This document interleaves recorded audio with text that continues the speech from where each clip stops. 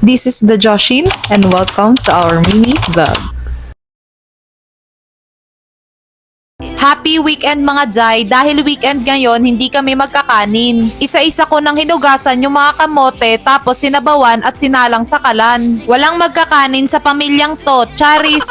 May mga natira kaming prutas sa freezer kaya ayan, nilabas ko na para makain. Hindi nga to napansin nung mga nakaraang linggo dahil sunod-sunod yung mga ganap. Etong guyabano na bili ko nakaraan, sobrang fresh pa. Ngayon, malalanta na kaya binalatan at tatanggalan ko ng buto. Nanghihinayang talaga ako dito kasi cravings ko to nung nakaraan. Bilang nanay at vegetarian, ayoko sa lahat na sasayangan. Ang mahal-mahal kasi ng mga bilihin at ang hirap mag-budget. Kahit nasabihin mong may nagpro-provide kapag short ka. Tinawag ko nga si Mama Claire para siya ang magtanggal ng mga buto sa guyabano at aasikasuhin ko na yung ulam namin. And for today's ganap, ang ulam namin ay ginataang tilapia. Nagisa na ako ng sibuyas, bawang at luya tapos ito toasted ko lang para mas lumabas yung aroma. Tapos isusunod ko na dyan yung unang piga ng gata. Oh my God, naparami yata yung bili ko sa gata. Kinakabahan tuloy ako, baka magtai kami. Sinilip ko yung kamote at malapit na siyang maluto. Kumukulo na yung ulo ko, charis.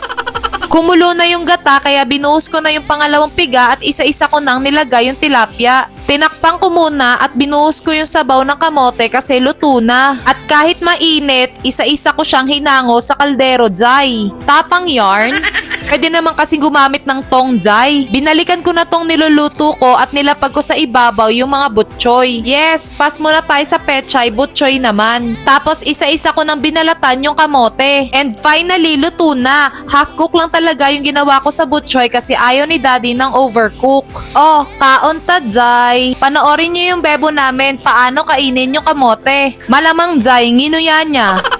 Niready ko na yung blender at nilagay ko na yung hinimay na guyabano tapos yelo at ibap. Nung na-blend ko na, natabangan pa ako ng konti kaya nilagyan ko ng honey. Sayang nga hindi nakuhanan ng video. O diba, kaysa pilitin namin kainin or itapon, ginawa ko na lang guyabano shake. Nauna nang kumain yung mga bata at si Mama Claire kaya ito kami ni Daddy kumakain habang nagchichismisan. Pagkahapon nga, pumunta kami ni Daddy sa Super 8 malapit dito sa amin at kasama namin tong tiyanak na to kasi hindi siya natulog. Kulang-kulang na kasi yung mga stocks at kailangan namin. Pinag-iisipan ko nga dyan kung paaabutin ko ng 3,000 or 4,000 o kaya 5,000. Malakas ang loob ko kasi kasama ko si Daddy at nagbabalak akong budulin siya. Habang nakapila kami sa cashier, naglalambing na ako sa kanya kaya ayan siya na daw ang magbabayad. Estimate ko nga dyan 4,000 mahigit yung mga pinagkukuha ko, 3,000 lang pala. Sayang, sana kinuha ko pa yung iba. Charis!